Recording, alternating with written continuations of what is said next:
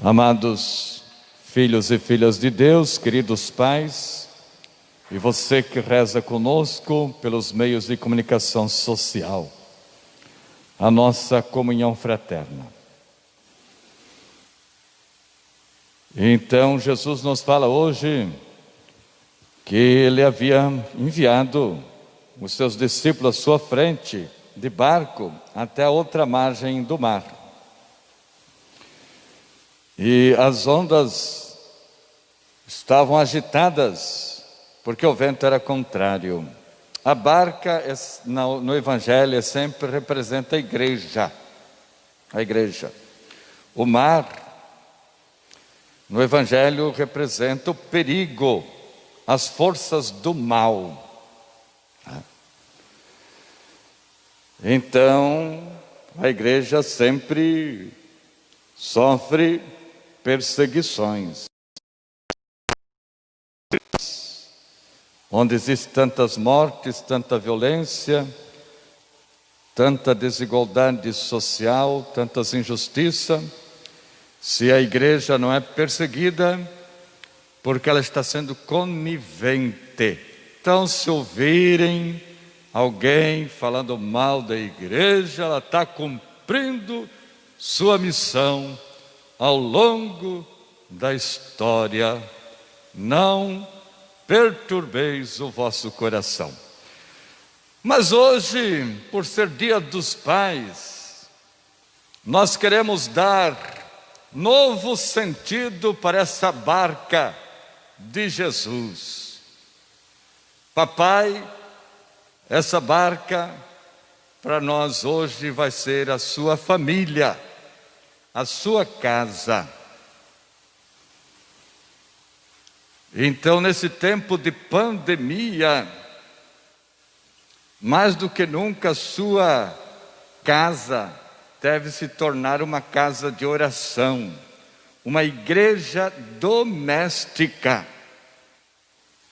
Que muitos de nossas famílias não podem vir na igreja por causa das recomendações sanitárias.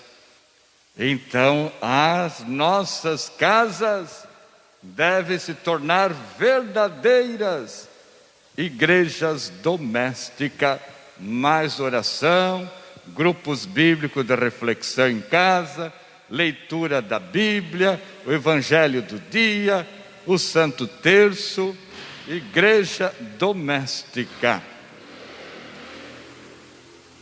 Mas temos que tirar muitas lições para a missão do papai com esse Evangelho.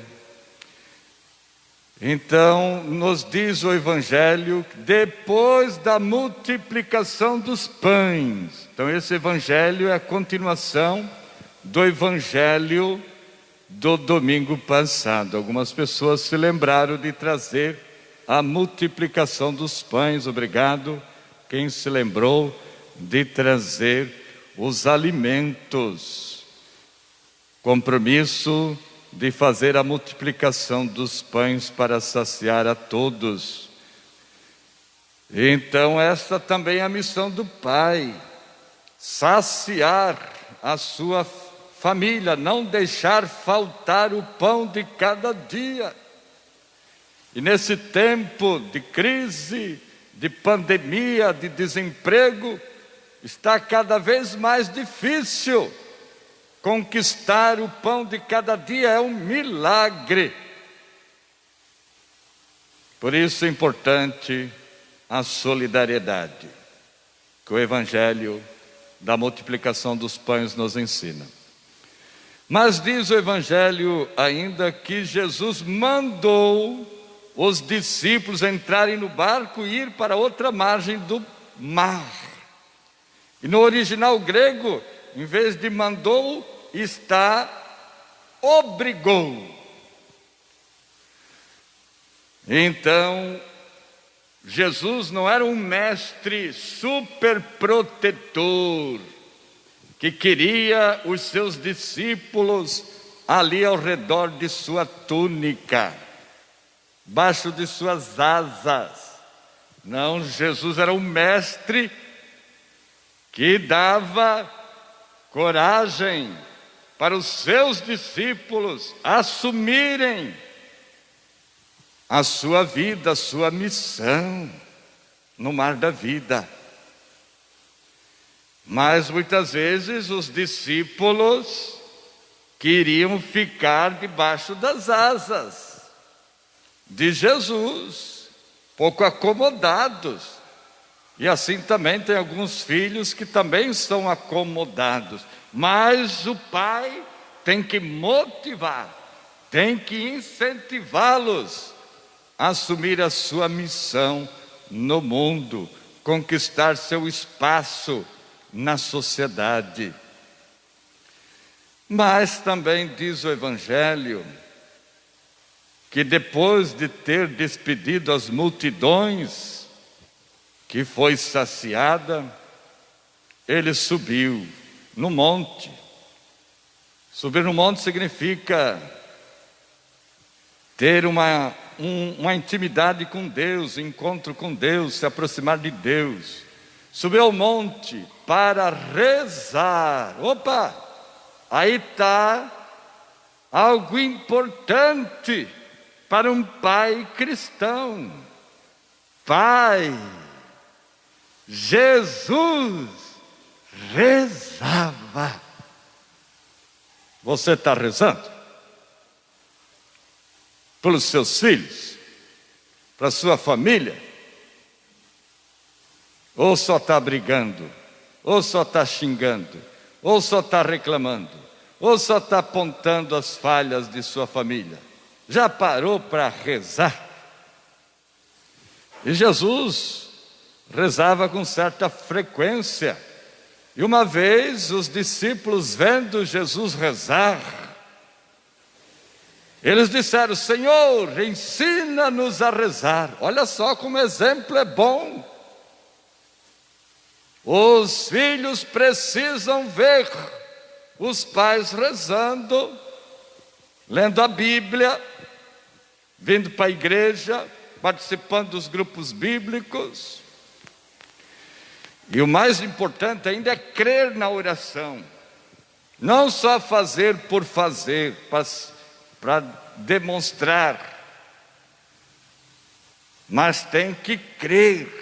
Crer significa colocar em prática a oração no dia a dia. Porque senão não adianta vir na igreja rezar e chegar em casa brigar, xingar. Daí isso vai desanimar o filho. Vai ser um contra-testemunho. Meu filho vai dizer: essa oração não valeu. Pois quanto mais o pai reza, pior ele fica. Então tem que chegar em casa um pai renovado, um pai esperançoso, um pai fervoroso, um pai que transmite coragem para os seus filhos, que corrige, mas com ternura. Então, lá pelas 3 horas da manhã, Jesus foi ao encontro dos discípulos que já estavam em alto mar. Então o pai também procura estar presente, atento, para ver como é que estão os filhos, se estão passando por apuros, por perigos, por dificuldades, assim como Jesus foi ao encontro. E muitas vezes nossos filhos não estão ainda amadurecidos na fé, como os apóstolos ainda não estavam preparados para a missão, estão no aprendizado. E daí, quando eles avistaram Jesus, eles pensaram que era um fantasma. É quando a gente não está preparado para a missão, quando a gente está fraco na fé, quando aparecem as provações, os ventos contrários, as ondas agitadas da vida, qualquer coisa parece um monstro, um fantasma.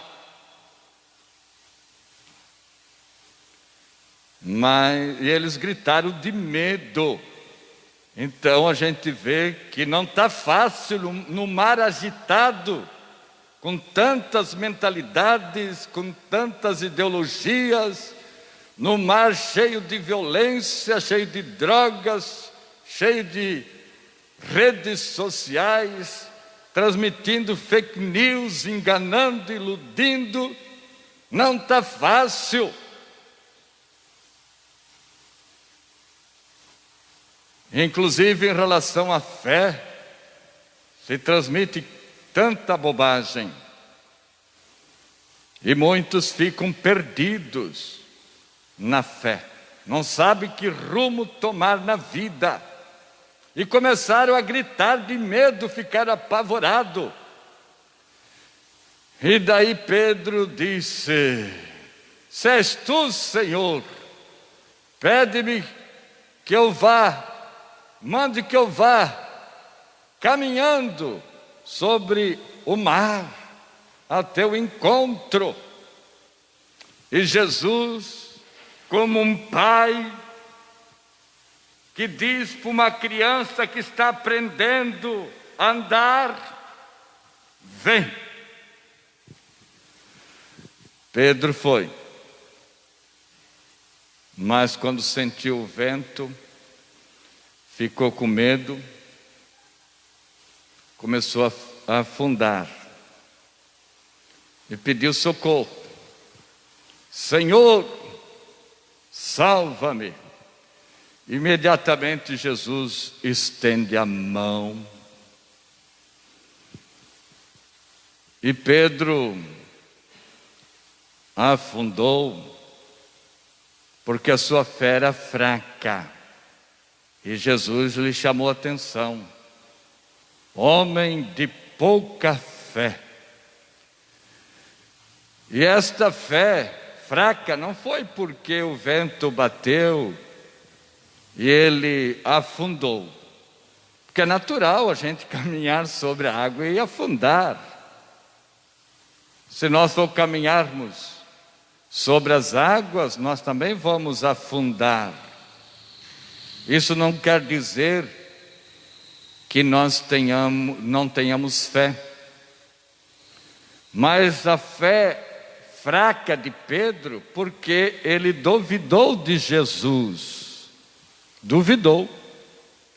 Quando disse: se és tu, manda-me caminhar sobre o mar. Então Pedro duvidou de Jesus.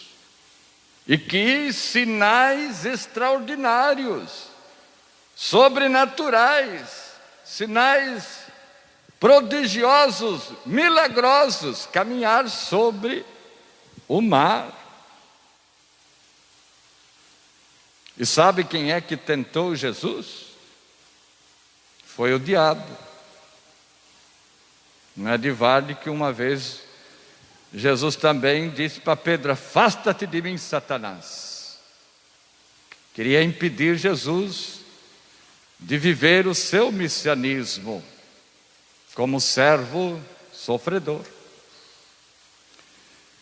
Então foi o diabo que tentou Jesus também, lá no deserto, quando Jesus estava orando e jejuando durante 40 dias e 40 noites. O diabo chegou e disse: se tu és o Filho de Deus, transforma essa pedra em pão. Ou, se tu és Filho de Deus, joga-te daqui para baixo, que os anjos vão te socorrer. E Jesus teve que dizer, né? Não tentarás o Senhor teu Deus. O diabo disse que iria voltar no tempo oportuno. E foi na cruz que o diabo veio tentar de novo. Quando os soldados diziam, e um dos ladrões que foi crucificado junto: se tu és o Filho de Deus, salva-te a ti e a nós. Então queriam facilidades, resolver tudo magicamente, sem precisar abraçar a cruz. E hoje nós estamos na cultura da facilidade. Queremos tudo prontinho.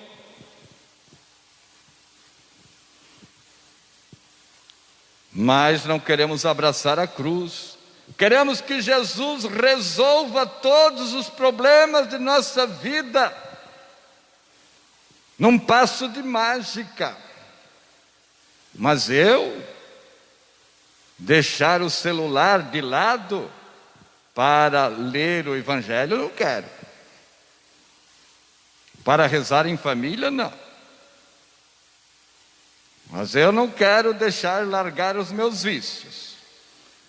Eu não quero parar de estar brigando, xingando. Só quero que Deus venha e resolva tudo. E quando eu rezo, quando a situação aperta e Deus não me atende, não realiza um sinal prodigioso em meu favor, me revolto contra Deus. Mas eu mudar, o grande milagre é eu abandonar uma vida pagã, é abandonar então os meus vícios, me converter, abraçar os valores do Evangelho, os valores de uma vida cristã, começar a ter mais tempo para minha família, a rezar juntos, ter mais diálogo, escutar mais um ao outro, ser mais compreensivo, mais atenciosos, amar mais. Daí sim, vai voltar a bonança, a tempestade vai passar, quando eu tiver uma fé que transforma a minha vida, uma fé autêntica, uma fé transformadora, para que possamos então, como família, fazer como os discípulos, depois que Jesus subiu na barca com Pedro, se prostraram e disseram: verdadeiramente tu és o Filho de Deus, tu és. Então, Pai, o maior legado que você poderá deixar para os seus filhos é fazer com que eles professem a verdadeira fé em Jesus Cristo. Fazer com seu filho, sua filha se torne um discípulo, uma discípula fiel de Jesus Cristo, que vibra, que coloca em prática o Evangelho. Não só aquele que diz Senhor, Senhor. Não é aquele que diz Senhor, Senhor que entrará no reino dos céus, mas quem ouve minhas palavras e põe em prática. E não só aquelas passagens que eu gosto.